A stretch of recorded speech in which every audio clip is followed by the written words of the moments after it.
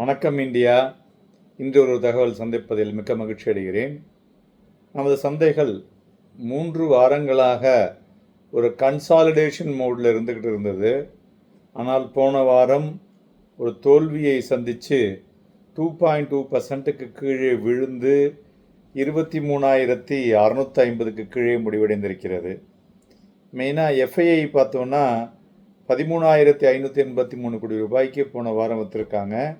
Domestic institutions 18,524 கோடி ரூபாய்க்கு வாங்கியிருக்காங்க.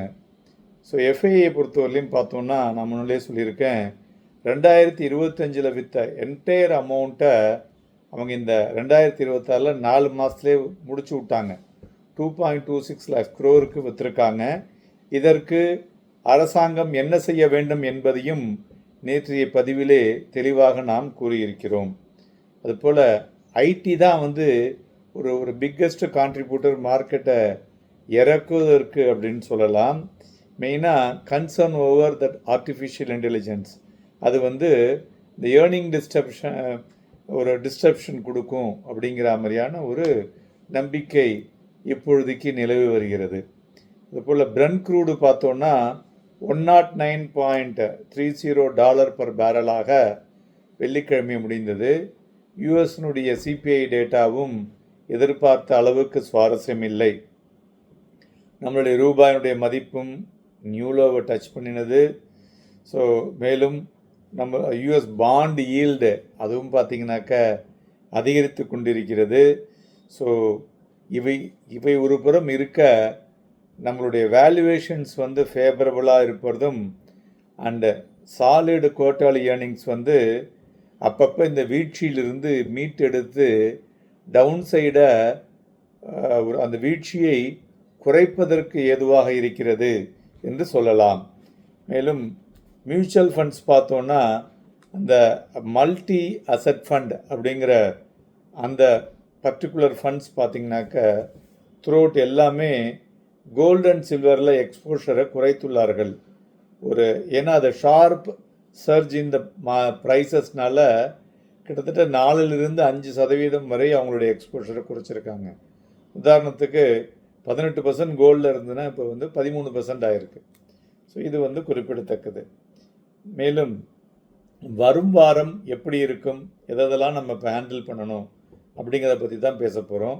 வரும் வாரமும் ஒரு ஹை வாலடைல் வீக்காக இருக்கக்கூடும். நிறைய டேட்டா வர இருக்கிறது. ப்ளஸ் இந்த ஆன்கோயிங் யூஎஸ்-ஈரான் கான்ஃப்ளிக்ட் ஓரளவுக்கு சுமூகமாக முடிய வேண்டும். இரண்டாவது, க்ரூட் ஆயில் ப்ரைஸஸும் கூல் டவுன் ஆகணும், ருப்பீ ஸ்ட்ரெங்தன் ஆகணும், எஃப்ஐஐ செல்லிங்கிலிருந்து மாற வேண்டும். இவையெல்லாம் ஒரு முக்கியமான விஷயங்கள் சந்தைகளை பொறுத்தவரை. அதனால் மார்க்கெட் ஒரு எக்ஸ்ட்ரீம்லி சென்சிட்டிவாக இருக்குது அண்டு காஷியஸ் அப்ரோச். ஸோ இதில் ஏதாவது ஒரு ஃபேவரபிள் கண்டிஷன் வந்ததுன்னா மார்க்கெட்டில் அதாவது ஷார்ட் செல்லிங் ஸ்கொயர் ஆஃப் ஆகி ஒரு பையிங் மொமெண்டம் வரக்கூடும் என்று எதிர்பார்க்கலாம். ஸோ இந்தியன் மார்க்கெட்டை பொறுத்தவரை ஒரு எமர்ஜிங் ஒரு டிஃபென்சிவ் க்ரோத் மார்க்கெட் அப்படின்னு உலகம் பூராவும் நமது இந்தியாவை பற்றி கூறிக்கொண்டிருக்கிறார்கள். மேலும் ஒரு ஸ்ட்ராங் கேப்பெக்ஸ் சில துறைகள் உள்ளுக்குள்ளே வரக்கூடும் என்ற எதிர்பார்ப்பு. உதாரணத்திற்கு energy, defence, semiconductor and data centres இதெல்லாம் ஒரு மொமெண்டம் வரும் வாரத்தில் இருக்கும் என்று எதிர்பார்க்கலாம்.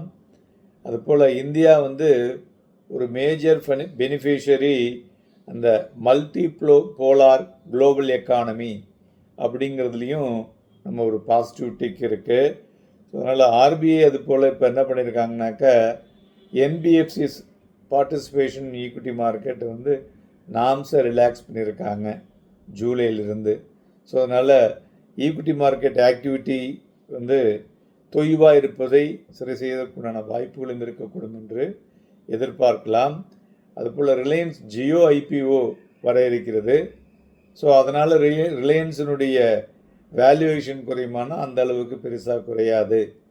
ஸோ வேல்யூவேஷன் ஒரு பெட்டராக தான் கொடுக்கக்கூடும் என்ற எதிர்பார்ப்பு.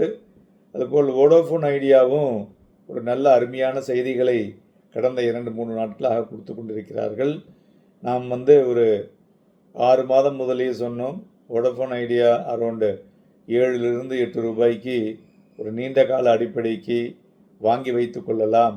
ஏன்னா அதில் கவர்மெண்ட்டினுடைய ஸ்டேக் இருக்குது.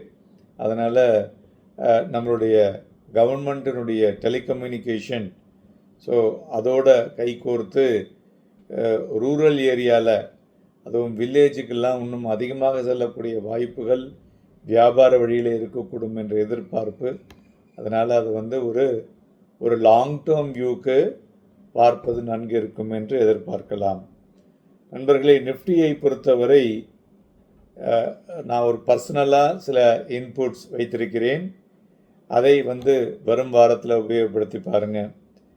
நிஃப்டினுடைய சப்போர்ட்னு பார்த்தோன்னா 23,426.55, தென் 23,262.55, 23,426.55, 23,262.55 இரண்டும் ஸ்ட்ராங் சப்போர்ட்டு.